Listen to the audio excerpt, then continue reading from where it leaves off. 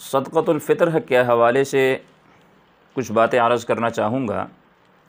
एक बात ज़हन में रखिएगा कि सदक़तुल फ़ितर जो है, जिस तरह इंसान फ़र्ज़ नमाज के बाद कुछ नफ़ल पढ़ लेता है, तो फ़र्ज़ नमाज के अंदर अगर कोई कोताही रह जाए तो नफ़लों के ज़रिए से क़यामत के दिन अल्लाह रब्बुल इज़्ज़त इंशाअल्लाह उस कोताही को पूरा फ़रमा देंगे। इसी तरह इंसान जब रोज़ा रखता है तो रोज़े के बाद चूँकि ईद की खुशियाँ आती है, तो जैसे ही इंसान ईद मनाता है तो ईद की खुशियों के अंदर एक अहम चीज़ जो रमज़ान के अंदर कमी कोताही रह जाए, तो उसके लिए ये ज़रूरी है कि जब इंसान सदक़े फ़ितर अदा करता है तो अल्लाह रब्बुल इज़्ज़त उस रोज़े की कमी कोताही को सदक़े फ़ितर के ज़रिए से इंशाअल्लाह मुकम्मल फ़रमा देंगे।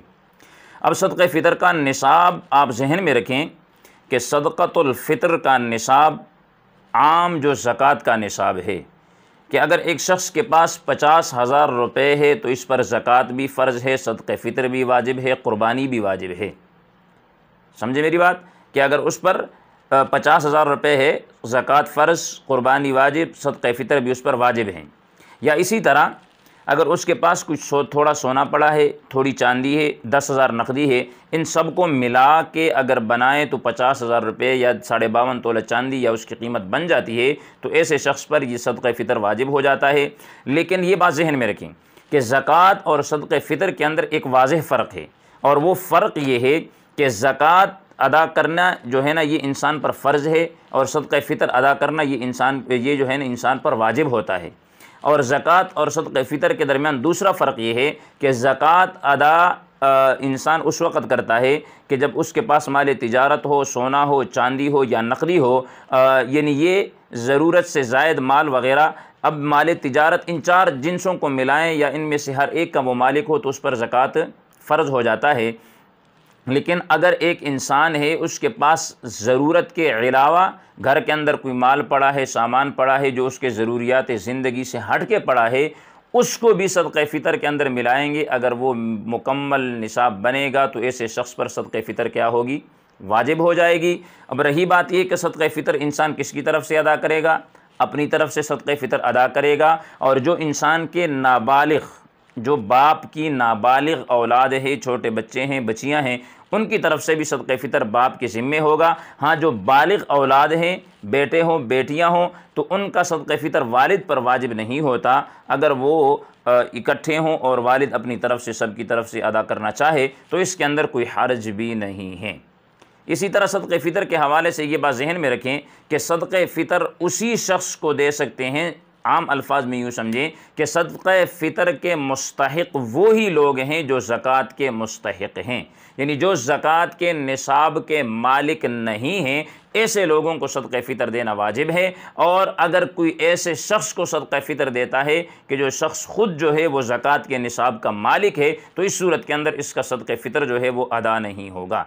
तो इसलिए सदक़े फ़ितर आम ये जहन में रखें कि ये गरीबों की ईद है, फ़कीरों की, मिस्कीनों की।